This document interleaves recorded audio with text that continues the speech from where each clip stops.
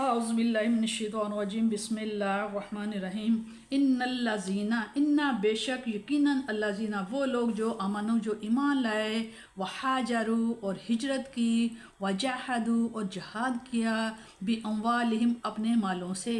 وانفسہم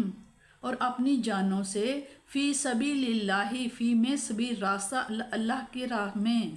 والذین اور وہ لوگ جنہوں نے آووا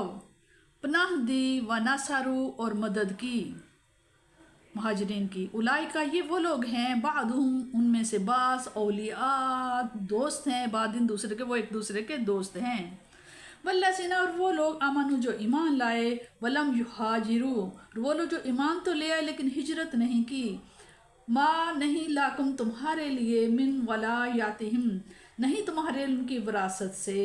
من شیئن کوئی چیز بھی نہیں تمہارے لیے ان کی وراثت سے کوئی چیز حتیٰ یہاں تک کہ یہاجروا یہاں تک کہ وہ ہجرت کریں وَإِنِ اور ان اگر تنصر ناصرہ مدد اور اگر وہ مدد طلب کریں کم تم سے فی الدین دین کے معاملے میں دین کے بارے میں فَعَلَيْكُمُ النَّصْرُ تو فرض ہے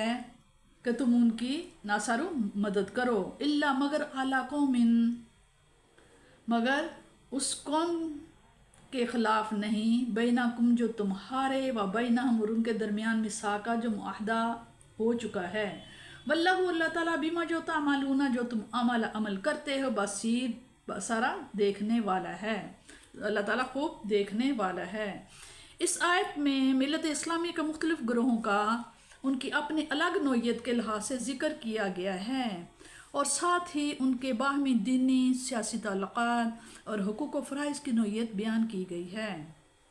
اس لحاظ سے یہ آیت اسلام کی عادلانہ خواجہ پالیسی کا ستون قرار دے دی گئی ہے۔ اس وقت اسلامی معاشرہ مختلف عناصر پر مشتمل تھا۔ نمبر 1 مہاجرین، نمبر 2 انصار، نمبر 3 وہ لوگ جو اسلام تو قبول کر چکے تھے لیکن دار کفر میں رہائش پر رضامند تھے۔ ان کے بھی 2 قسمیں تھیں، ایک تو وہ مسلمان جو ایسی کافر حکومت کی رعایا ہوں جس کے درمیان اور حکومت اسلامیہ کے درمیان دوستی اور صلح کا کوئی معاہدہ نہ ہو،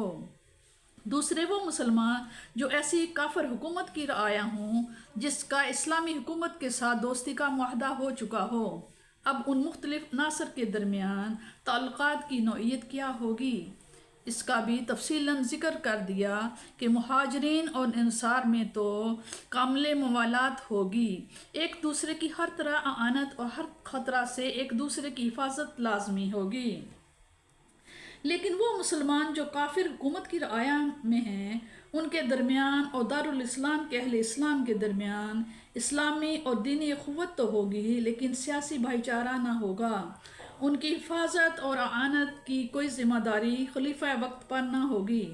کیونکہ انہوں نے دار حرب کو اپنا وطن بنا کر یہ حق بخوشی ضائع کر دیا ہے، لیکن اگر دینی لحاظ سے انہیں کوئی تکلیف پہنچے مثلا انہیں ترک اسلام پر مجبور کیا جائے تو پھر اگر ان کافر حکومت کا اسلامی حکومت سے کوئی معاہدہ نہیں تو مسلمانوں کا فرض ہے کہ اپنے مظلوم بھائیوں کی امداد کریں، لیکن اگر اس کافر حکومت سے دوستی کا معاہدہ ہو چکا ہے تو پھر اس معاہدہ کا احترام ضروری ہے، لیکن مسلمان قیدی یا کمزور اور ضعیف لوگ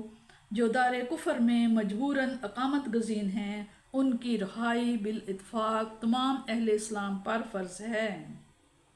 امام ابن عربی فرماتے ہیں اگر مسلمان دار کفر میں غلامی کی زندگی بسر کر رہے ہوں، کمزور اور ضعیف ہوں، اپنا بچاؤ کرنے سے عاجز ہوں تو پھر